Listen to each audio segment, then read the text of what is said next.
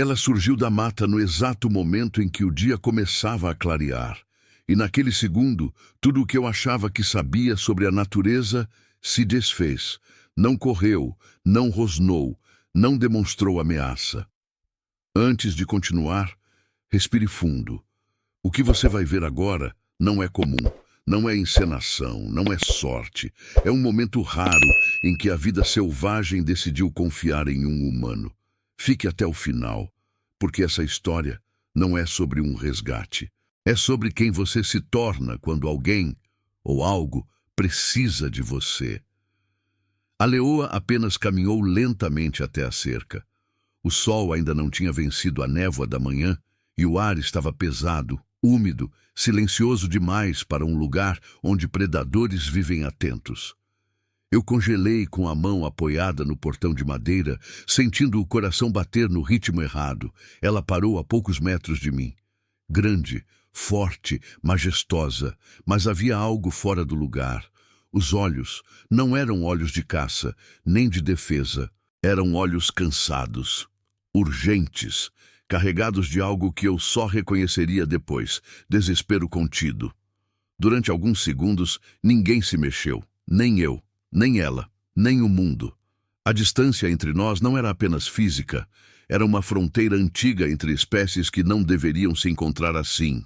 E ainda assim, ela deu um passo à frente. Meu corpo reagiu antes da mente. A respiração ficou curta. As mãos suaram.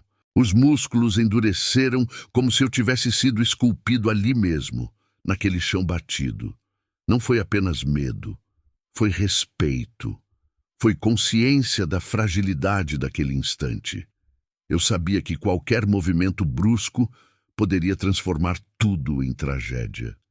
Ela inclinou levemente a cabeça, não como submissão, mas como quem tenta ser compreendida.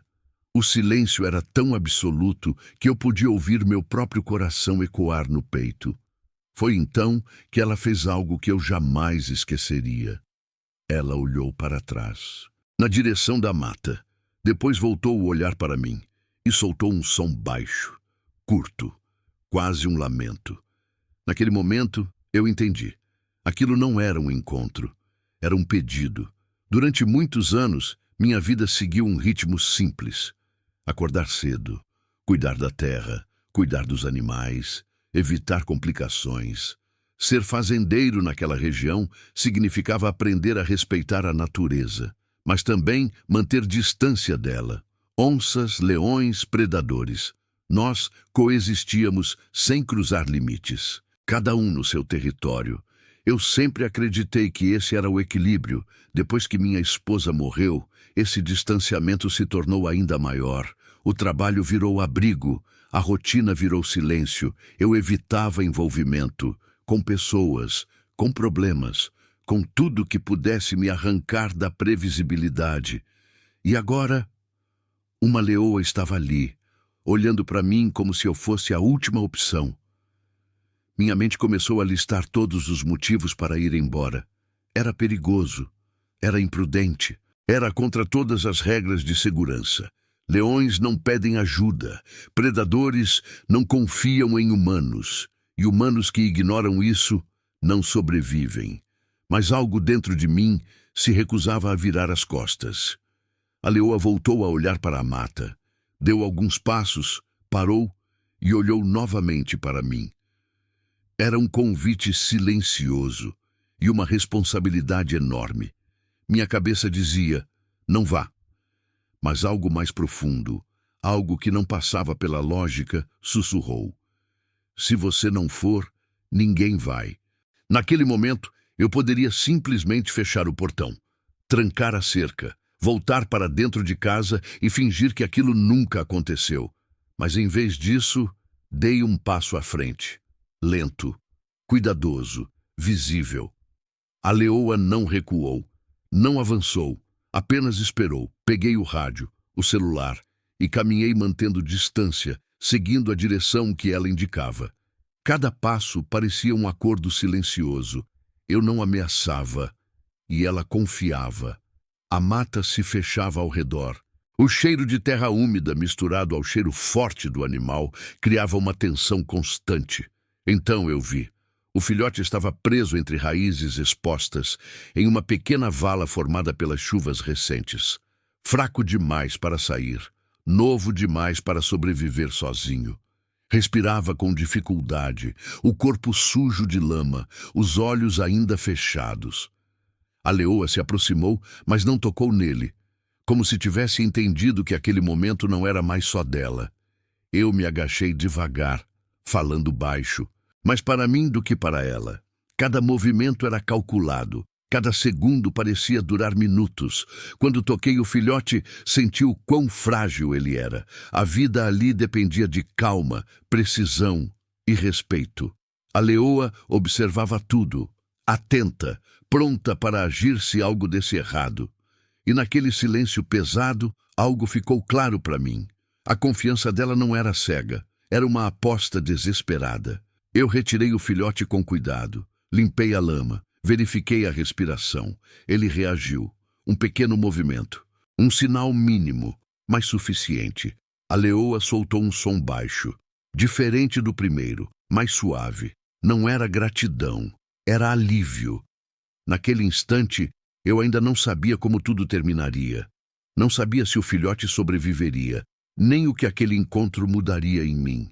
Mas uma coisa era certa, a natureza tinha cruzado a fronteira, e eu tinha respondido. Quando tudo terminou, não houve comemoração, não houve alívio imediato, houve silêncio. A leoa permaneceu parada por alguns segundos, observando cada detalhe. O filhote agora estava fora da vala, envolto em cuidado humano, mas ainda sob o olhar atento de quem o trouxe ao mundo. Eu me afastei lentamente, não por medo, mas por entendimento. Algumas fronteiras não precisam ser ditas, elas são sentidas. A leoa se aproximou do filhote, cheirou, empurrou suavemente com o focinho. Ele respondeu com um pequeno movimento. A vida, ali, decidiu continuar. Eu dei mais alguns passos para trás, sentindo o peso daquele momento cair sobre mim como uma onda tardia. As pernas tremiam. O corpo agora entendia o risco que a mente havia ignorado. Ela me olhou uma última vez. Não como predadora, não como mãe desesperada, mas como algo raro de se testemunhar. Um ser selvagem que reconhece uma escolha. Então, ela pegou o filhote com cuidado e desapareceu na mata. Os dias seguintes foram estranhamente silenciosos.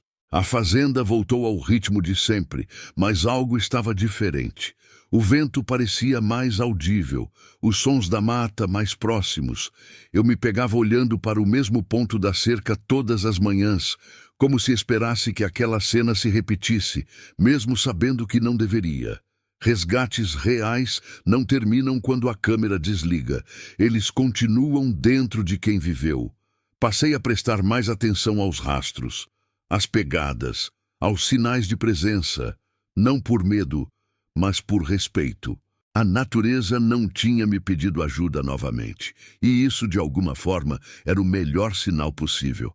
Com o tempo, veio a pergunta que sempre chega depois dos momentos extraordinários. Será que eu fiz a coisa certa? Na vida selvagem, ajudar demais pode ser tão perigoso quanto não ajudar. Intervir sem consciência quebra equilíbrios invisíveis. Eu sabia disso. Sempre soube. Mas também sabia que naquele dia não havia alternativa neutra. A escolha não era entre agir ou não agir. Era entre vida ou perda. E essa é a verdade que raramente aparece nos documentários. Nem todo resgate é limpo. Nem toda decisão vem com garantia. Às vezes, o certo é apenas o menos errado. Semanas depois, numa tarde quente, algo chamou minha atenção. Os animais da fazenda estavam inquietos. Os pássaros haviam silenciado de repente. Um sinal antigo de que algo grande se movia por perto. Eu me aproximei da varanda devagar.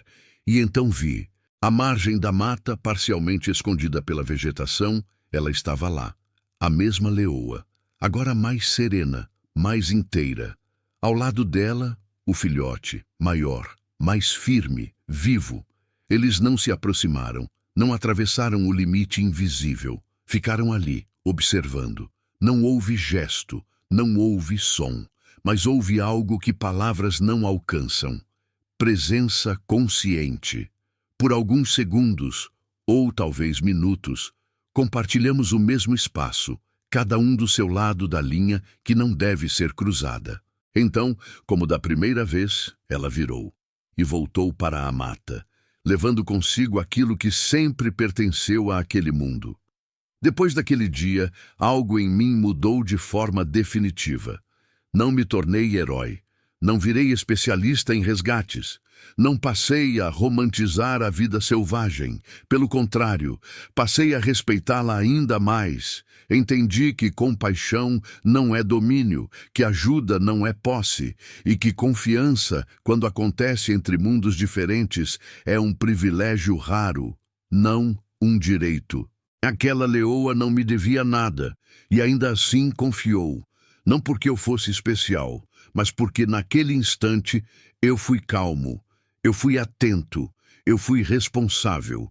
E isso às vezes é tudo o que a vida pede. A vida selvagem não busca humanos, mas em momentos extremos ela reconhece intenção. Instinto não é ausência de consciência, é sabedoria antiga.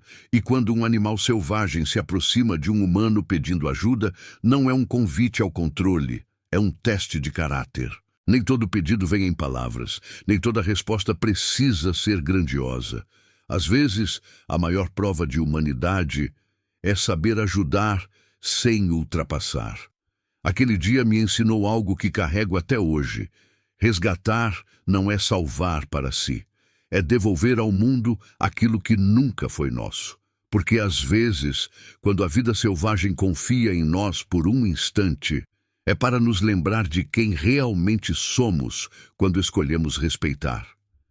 Se essa história tocou você de alguma forma, não guarde isso só para si.